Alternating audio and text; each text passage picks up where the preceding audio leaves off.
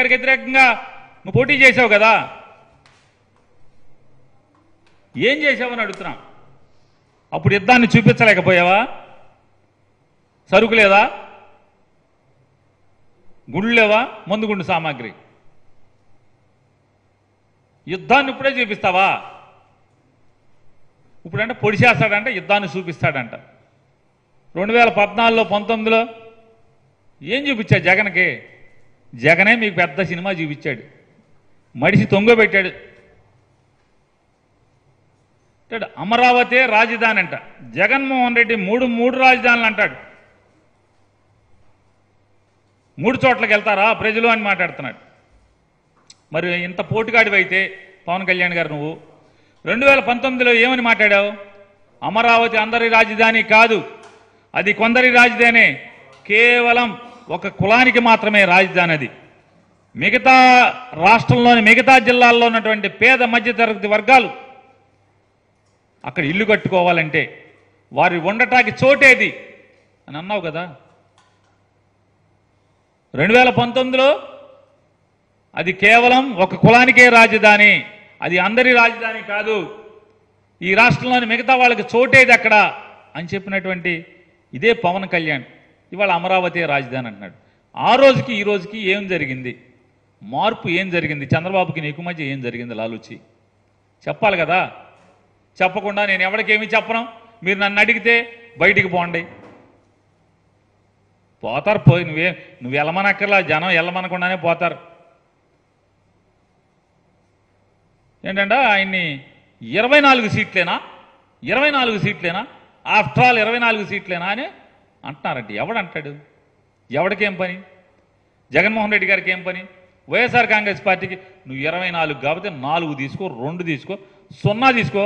2014లో 0 సీట్లు కదా, ఏం తీసుకోలేదు కదా. మరి ఎవడు ఏమన్నావు ఆ రోజు? మాకేం అవసరం, నువ్వు సీట్లు తీసుకోలేదని మాట్లాడామా? తీసుకుంటే ఏంటి, తీసుకోకపోతే ఏంటి? ఎవడికి బాధ? నువ్వు సీట్లు తీసుకోకపోతే ఎవడికి బాధ? ఒక విరివాడ రామచంద్రరావుకి బాధ, ఒక దుర్గేష్కి బాధ, లేదా ఆశ పెట్టుకున్నటువంటి జగ్గంపేటలో కుర్రోడు ఎవడో గుళ్ళో పడుకున్నాడు ఇవాళ కూడా. ఆయన పేరేంటి సార్? ఏంటి సార్? సూర్యచంద్ర అంట. ఆ సూర్యచంద్ర లబో దిబ్బోమని ఏడుస్తున్నాడు, అతనికి బాధ. లేదా మీరు హాస్పిటల్లో నిరాహార దీక్ష చేస్తుంటే ఫోన్ చేసి నా మాటిను నేను ముఖ్యమంత్రి అవుతాను, నేను ముఖ్యమంత్రిగా పోటీ చేస్తాను, నువ్వు నిమ్మరసం తీసుకోమని ఏలూరు హాస్పిటల్కి ఫోన్ చేసినటువంటి హరిరామ్ జోగి గారికి బాధ. లేదా మీ పార్టీ మనుషులందరినీ కూడా పంపించి జోలపాట పాడి ముద్రగడ పద్మనాభం గారి ఇంటికి అయోధ్య వెళ్ళాక వస్తాను, కాశీ వెళ్ళాక మీ ఇంటికి వస్తాను కౌరులు చేసింది మీరు కదా. ఏమైనా ఉంటే బాధ ముద్రగడ పద్మనాభం గారికి ఉండాలి, లేదా మీ జెండా మోసే కార్యకర్తలకు ఉండాలి. ఏంట్రా మనోడు ఇంత దిగజారిపోయాడని చెప్పని, లేదా నీకు ఓటేద్దాం అనుకున్నటువంటి మన కాపులకు ఉండాలి బాధ. వైఎస్ఆర్ కాంగ్రెస్ పార్టీకి ఎందుకు బాధ? నువ్వు 24 తీసుకుంటే ఏమి తీసుకోకపోతే ఎవడికి బాధ? వాముడు అంటున్నాడ జగన్మోహన్ రెడ్డి, నాకు జగన్ నాకు 24 సీట్లు తీసుకున్నా అని నేను అనుకుంటున్నావేమో, నేను వామను లాంటోడి పొట్టోడిని అనుకుంటున్నావేమో, బలిచక్రవర్తిని తొక్కినట్టు తొక్కేస్తాడంట. అసలు బలిచక్రవర్తికి వామనుడికి ఏంటి కథ? బలిచక్రవర్తి ఒక రాక్షసరాజు. బలిచక్రవర్తి దగ్గర దానం పొందినోడు ఎవడు?